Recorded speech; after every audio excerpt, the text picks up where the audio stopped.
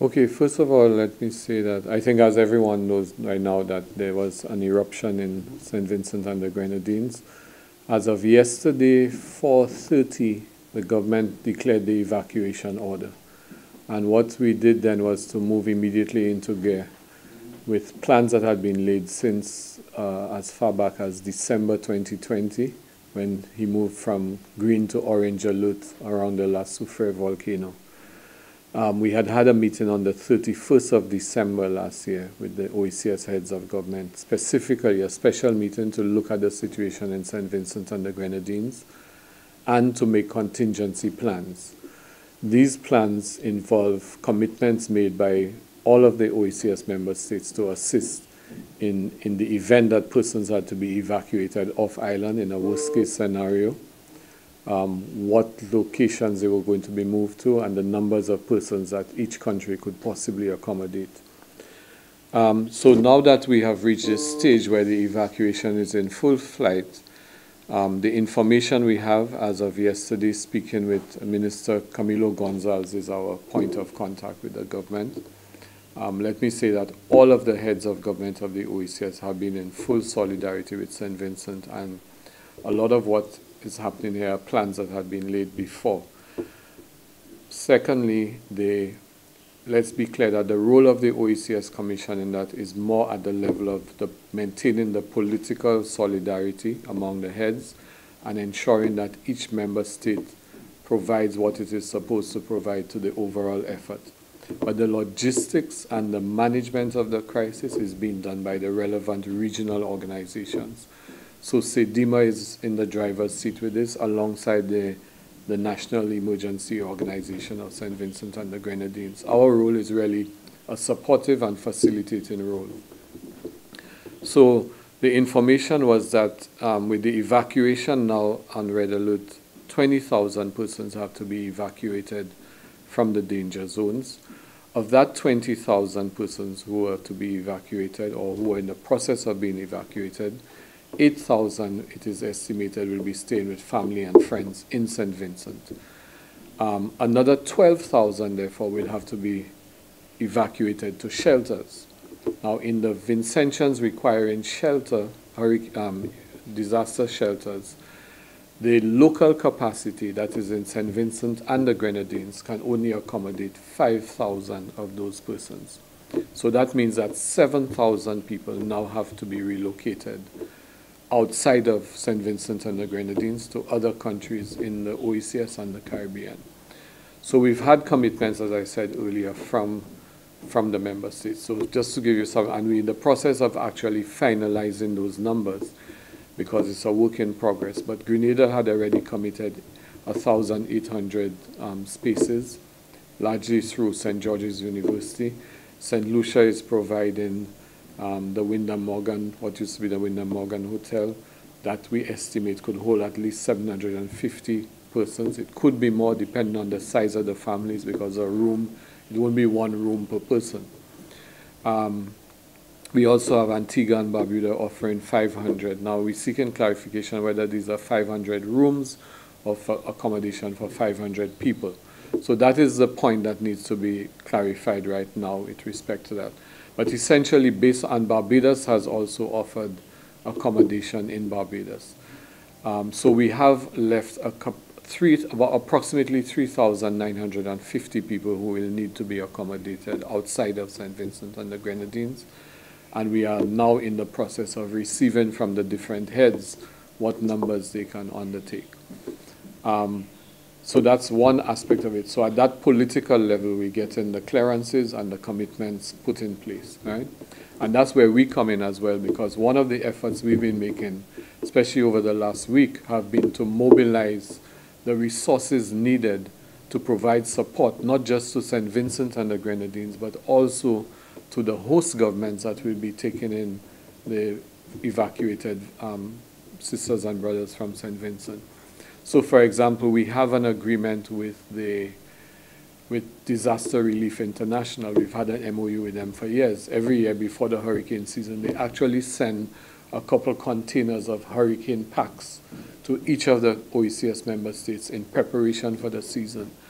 Now we've reached out to them. There are a number of disaster relief as well as humanitarian organizations who've come to the table already and contacted us. Some of them have even offered things like airlift, and it's all manner of support. But it's still early days, so we're saying to them, our first priority is the evacuation. Norwegian and Caribbean, two of the cruise lines have offered 4 cruise ships to St. Vincent and the Grenadines. They actually should be in St. Vincent by now because they were on the way from last night. And the idea again, obviously one can't expect to use those cruise ships as residencies, floating residencies indefinitely.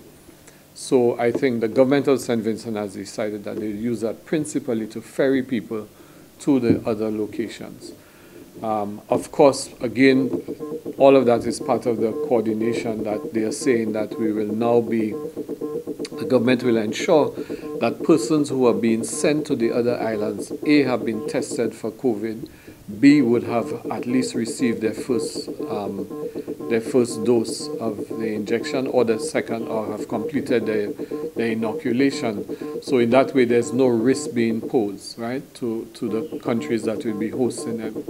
Of course, I think it is well known that there are anti-vaxxers in all of our islands. So I imagine the 5,000 spaces that the government will have on island for accommodation of persons will be principally used for the persons who don't want to take the vaccine. So we are trying to mobilize that support. And the good thing about it is that because the free movement of people regime in the OECS is well established, and that was tested since Hurricane Irma and Maria, where Dominicans came across, they were dispersed across the OECS. Many of them didn't have any government IDs because that was all lost in the hurricane, and they were able to relocate successfully. And some of them are still in the islands they moved to. They're working, their families are well embedded, the children are at school in the islands. So this is a positive side. So it's very easy for the absorption of the evacuees from St. Vincent and the Grenadines to be easily embedded in the rest of the OECS. In countries like Barbados and any other Caribbean countries who may offer, there's a little more complexity because we don't know how long they're going to be there for. I mean, one of the reasons why it's also easy is because we are fairly advanced on the work we are doing for the portability of social security across the OECS. So it means that a Vincentian who now goes to Antigua or St. Lucia and has relocated but has paid the NIS for the last 15, 20 years, whatever entitlements they have can still reach them. Even if they remain in St. Lucia or Antigua permanently, that can be transferred across, right? So that transferability of benefits and privileges and so on, as well as welfare, is important. We had a meeting this morning of all of the immigration officers, the chiefs of immigration in the OECS, again to discuss, to ensure that the process is done smoothly. So you see what is happening there is a division of labor between all the agencies because, for example, as I said, SEDIMA and the disaster agencies are handling the logistics of managing the disaster. We are providing the backup support, but it's important back-end support because we want to ensure that there are no impediments to people coming in.